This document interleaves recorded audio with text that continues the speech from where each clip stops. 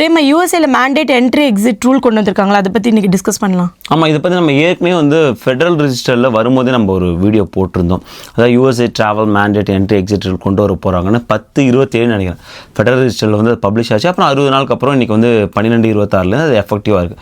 அப்போயே சொன்னோம் 12/26 எஃபெக்டிவாக இருக்கணும். இன்னையிலேருந்து இந்த வீடியோ எடுக்கிறதுலேருந்து எஃபெக்டிவாக இருக்குது. ஸோ எல்லாருமே கண்டிப்பாக தெரிஞ்சுக்கணும். யூஎஸ்ஏக்குள்ளே வர்றவங்களும் வெளில போகிறவங்களும் எல்லாருக்குமே நான் யூஎஸ்ஏ சிட்டிசன் எல்லாருக்குமே இது அப்ளிகபிள் ஆக போகுது.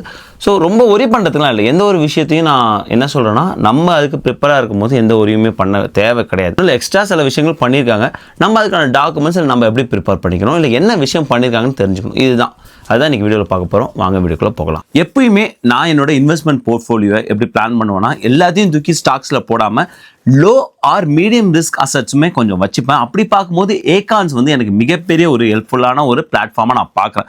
பிகாஸ் அது ஒரு மியூச்சுவல் ஃபண்ட் மாதிரி பார்க்குறேன். நான் ஆக்டிவாக அதில் இன்வால்வ் ஆக மாட்டேன். ஜஸ்ட் நான் இன்வெஸ்ட் பண்ணுறதுல சரி இல்லை ரெக்கரிங் இன்வெஸ்ட்மெண்ட் போட்டுருவோம். இன்றைக்கி பார்த்தீங்கன்னா இந்த வீடியோ எடுக்கும்போது என்னோட ரிட்டர்ன்ஸ் உங்கள் ஸ்க்ரீன்லேயே பார்ப்பீங்க 14.26. சப்போஸ் நீங்கள் ஏகான்ஸ் முதல் முறை ட்ரை பண்ண போகிறீங்கன்னா அவங்க ரிவார்ட்ஸ் கொடுக்குறாங்க. பின்டு கமெண்ட்ஸ் டிஸ்கிரிப்ஷன் இருக்குது, நீங்கள் ட்ரை பண்ணி பாருங்க. Hey guys, welcome back to our channel. வணக்கம் நண்பர்களே, நான் உங்கள் பிரேம் பேசுகிறேன். நான் உங்கள் ஆர்த்தி பேசுகிறேன். பிரேமா, இந்த ரூலில் ஃபஸ்ட்டு என்ன சேஞ்சஸ் கொண்டு வந்திருக்காங்கன்றது சொல்லிடுங்க. ஆமாம், மல்டிபிள் சேஞ்சஸ் வந்து கொண்டு வந்திருக்காங்க. அந்த சேஞ்சஸ் என்னன்னு பார்த்தோன்னா வந்து எக்ஸிட்டில் பயோமெட்ரிக்ஸ் கொண்டு வந்திருக்காங்க. முன்னாடி ஆனால் எக்ஸிட்லாம் பயோமெட்ரிக் கேட்க மாட்டாங்கல்ல. கரெக்ட், எக்ஸிட்டில் பயோமெட்ரிக்ஸ் கிடையவே கிடையாது.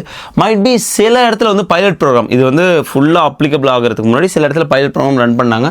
சில ஏர்போர்ட்டில் நீங்கள் கொடுத்துருக்கலாம் பார்த்துக்கிட்டு இருக்கவங்க.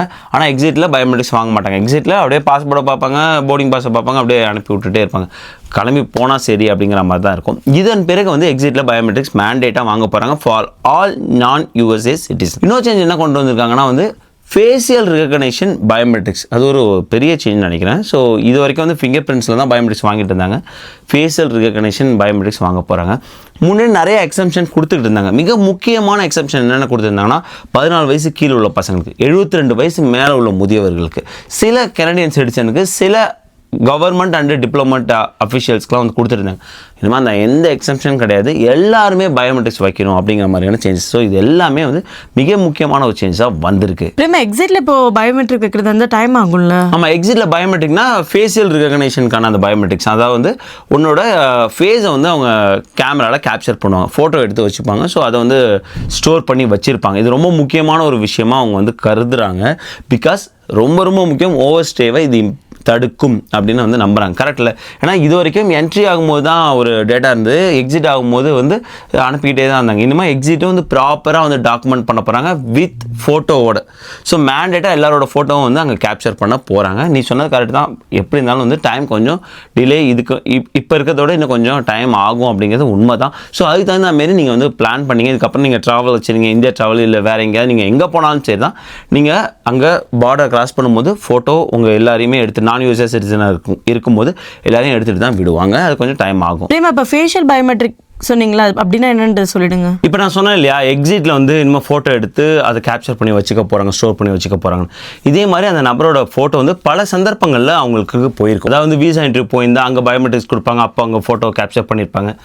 இதுக்கு முன்பு உள்ளே வரும்போது ஃபோட்டோ கேப்சர் பண்ணியிருப்பாங்க, இல்லை வேறு எப்போ யூஎஸ்சிஎஸ் ஆஃபீஸ் விசிட் அப்போ கேப்சர் பண்ணியிருப்பாங்க. இப்படி பல சந்தர்ப்பங்களில் அந்த நபரோட ஃபோட்டோ இருக்கும். இப்போ புதுசாக திரும்ப வரும்போது அந்த ஃபோட்டோ அவங்க கேலரி எல்லாமே மெயின்டைன் பண்ணுறாங்க. அது என்ன சொல்கிறாங்கன்னா வந்து DHS biometric identity management system சொல்கிறாங்க. இவங்க என்ன பண்ணிங்கன்னா புது சர்வீஸ் ட்ராவலர்ஸ் வெரிஃபிகேஷன் சர்வீஸும் க்ரியேட் பண்ணியிருக்காங்க.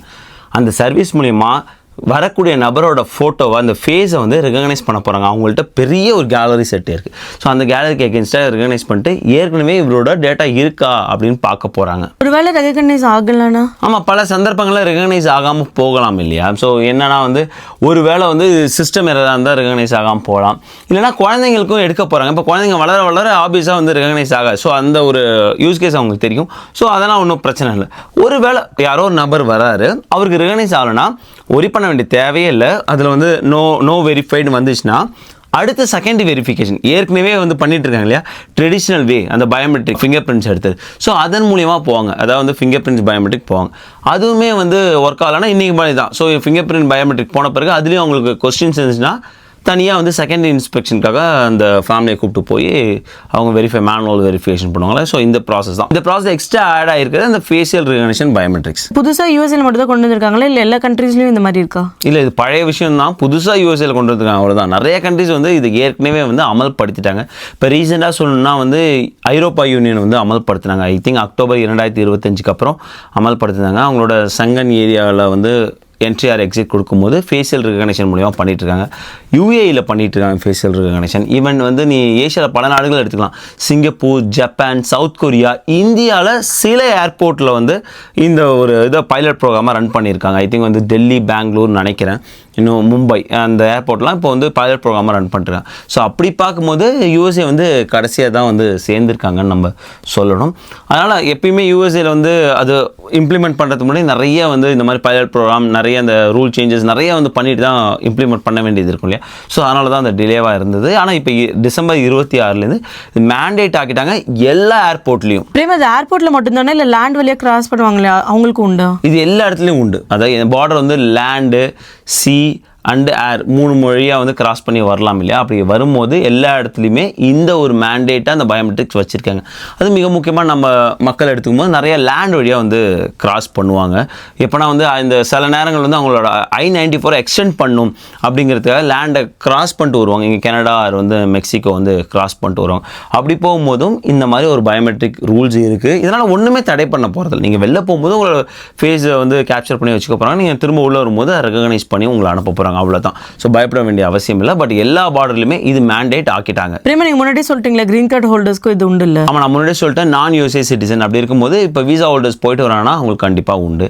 இப்போ யாராவது க்ரீன் கார்டு 485 EAD வச்சிருப்பாங்க இல்லையா, க்ரீன் கார்டு ஏடின்னு சொல்லுவாங்க. ஸோ அவங்க அட்வான்ஸ் பரவலில் போயிட்டு வரும்போது அவங்களுக்கு உண்டு. ஒன்லி யூஎஸ்ஏ சிட்டிசன் மட்டும்தான் எக்ஸம்ஷன். என்ன சொல்லியிருக்காங்கன்னா யூஎஸ்ஏ சிட்டிசன் ஆப்ட் அவுட் பண்ணிக்கலாம். இல்லைனா அவங்களோட ஃபோட்டோ கேப்சர் பண்ணோம்னா 12 மணி நேரத்தில் வந்து நாங்கள் எங்களோட டேட்டாலேருந்து நாங்கள் அழிச்சிருவோம் அப்படின்ட்டு இருக்காங்க. பட் நான் யூஎஸ்ஏ சிட்டிசன் ஃபோட்டோ வந்து 75 வருடம் வந்து அவங்க கேலரியில் இருக்கும். இது வந்து நாட்டோட பாதுகாப்பு சம்மந்தமாக வந்திருக்கிறதுனால இது வந்து ரொம்ப தீவிரமாக இருந்தாங்க இதை வந்து இம்ப்ளிமெண்ட் பண்ணணும்னு. இப்போ இம்ப்ளிமெண்ட் பண்ணியிருக்காங்க. இப்போ வீசாவில் யாராவது வராங்கன்னா அவங்களுக்கு இப்போ செகண்ட் இன்ஸ்பெக்ஷன் அந்த மாதிரி ஏதாவது இருக்குமா? இந்த நான் வெரிஃபைடு வந்தான்னு கேட்குறேன்ல, அப்படிலாம் வந்து இருக்க வாய்ப்பே இல்லை. ஏன்னா வந்து நான் வெரிஃபைடு வந்தாலும் அது வந்து அடுத்த ஸ்டெப் என்னென்னா பழைய மெத்தட் தான். ஸோ அப்படி இருக்கும்போது பழைய மெத்தடில் எப்படி இருக்கோ அப்படி தான் இருக்க போகுது. கொஞ்சம் டைம் டிலே இருக்கும், அவ்வளோதான். தவிர வேறு எதுவுமே ஒரி பண்ண வேணாம். நம்ம பல வீடியோ சொன்ன மாதிரி நீங்கள் டாக்குமெண்ட்ஸ் வந்து இந்த காலகட்டத்தில் நீங்கள் பார்த்துட்டீங்க இல்லை. ஸோ டாக்குமெண்ட்ஸ் வந்து ரெடியாக வச்சிங்க. ஏன்னா ஒருவேளை நான் வெரிஃபைடு வந்துருச்சுன்னா, ஒருவேளை அவங்க மேனுவல் வெரிஃபிகேஷன் வேணும்னா உங்கள் டாக்குமெண்ட்ஸ் எல்லாத்தையும் வந்து வெரிஃபை பண்ணுவாங்க. ஸோ அந்த நேரத்தில் உங்கள் கையில் வந்து டாக்குமெண்ட்ஸ் வந்து இருக்கணும். ஸோ டாக்குமெண்ட்ஸ் தான் மஸ்ட்டு. ஸோ அதுதான் வந்து அங்கே பேசும் அந்த இடத்துல. அதனால் அதை வந்து வச்சிங்க. மற்றபடி வந்து ஒரி பண்ண வேண்டிய அவசியமே கிடையாது. இது வரைக்கும் குழந்தைங்களுக்குலாம் எடுக்க மாட்டாங்க 14 வயசுக்கு கீழே. இப்போ அவங்களுக்கும் சேர்த்து எடுக்க போகிறாங்க. இது ஒரு எக்ஸ்ட்ரா செக்யூரிட்டியை கொடுக்க போகிறது தவிர இது ஒரி பண்ணுற அளவுக்கு ஒரு விஷயமா நான் பார்க்கல. ஆனால் இப்போ தான் யாரும் வீசாவில் இருக்கவங்க அவ்வளோ ட்ராவல் பண்ணுறது இல்லைல்ல? ஆமாம், இப்போதைக்கு வந்து அது மிக முக்கியமாக ஸ்டாம்பிங் இல்லைனா வந்து யாரும் என்கரேஜ் பண்ண மாட்டாங்க ட்ராவல் பண்ணுறது.